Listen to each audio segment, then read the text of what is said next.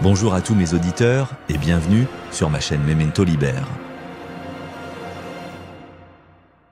Gustave Flaubert fut un écrivain français né à Rouen en 1821 et mort à Croisset en 1880. Considéré, avec Victor Hugo, Stendhal, Balzac et Zola, comme l'un des plus grands romanciers français du XIXe siècle, Flaubert se distingua par sa conception du métier d'écrivain et la modernité de sa poétique romanesque. Son premier roman, Madame Bovary, fit l'objet d'un procès retentissant pour atteinte aux bonnes mœurs. Alors, Flaubert agacé quitta la cohue parisienne et voyagea en 1858 autour de la Méditerranée afin de se documenter et de voir Carthage. Salammbô est un roman historique paru en 1862. Flaubert s'inspira du culte d'Astarté, très répandu dans le monde gréco-romain, une déesse syrienne, déesse de l'amour et de la guerre, à la personnalité voluptueuse et belliqueuse. C'était à Mégara, faubourg de Carthage, dans les jardins d'Hamilcar. Les soldats qu'il avait commandés en Sicile se donnaient un grand festin pour célébrer le jour anniversaire de la bataille d'Eryx, et, comme le maître était absent et qu'ils se trouvaient nombreux, ils mangeaient et ils buvaient en pleine liberté.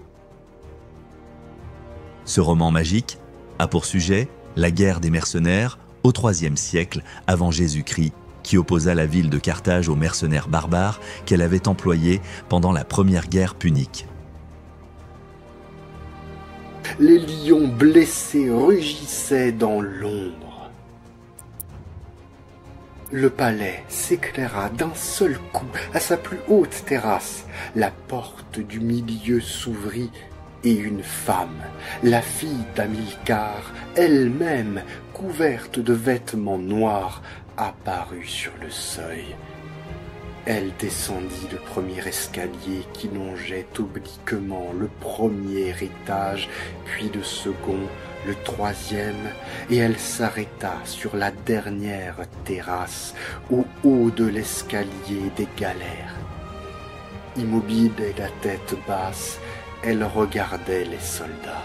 Deux hommes la fixèrent ardemment, Narr'Havas, un jeune chef numide devenu l'hôte d'Hamilcar, et Matho, un colossal mercenaire libyen, tous deux chefs dans le camp des mercenaires, en tombèrent amoureux.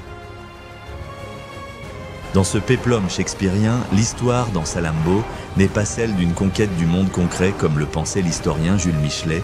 Avec le monde a commencé une guerre qui doit finir avec le monde et pas avant. Celle de l'homme contre la nature, de l'esprit contre la matière, de la liberté contre la fatalité. Salammbô est et restera un livre fantastique.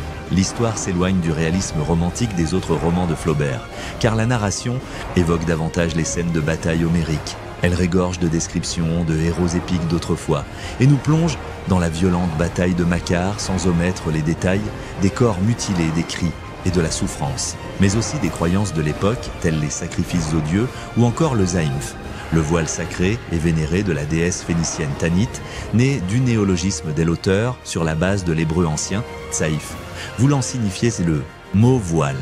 Salammbô, l'héroïne éponyme fictive de ce chef-d'œuvre de Flaubert, est la fille du général carthaginois Hamilcar et la sœur du célèbre Hannibal.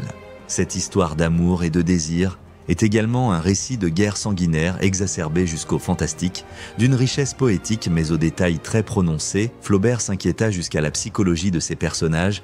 Dit-il, ce n'est pas une petite ambition que de vouloir entrer dans le cœur des hommes et des femmes vivant il y a plus de 2000 ans. Passage qui a attiré l'attention de Flaubert, il le souligne d'un trait vertical au crayon. La plupart des marques écrites ont cette forme-là. En feuilletant le Carthaginois, la pièce de Plaute, nous avons trouvé ce petit papier où il est écrit, la main de Flaubert, Mégara de Carthage. Et là, ça rappelle directement l'incipit de Salammbô, c'était à Mégara, faubourg de Carthage, dans les jardins d'Hamilcar. Je vous ai sorti ici l'ouvrage de Victor Hugo, La légende des siècles, avec cette dédicace à Gustave Flaubert, Victor Hugo. Tous les grands du XIXe siècle ont dédicacé à Flaubert. Je pense à Tourguenieff, je pense à Zola, je pense à Georges Sand, Je pense également à Michelet, aux frères Goncourt, tous les poètes parnassiens qui sont moins connus mais qui ont beaucoup dédicacé. Voilà, il faut lire ou relire ce chef-d'œuvre de la littérature française.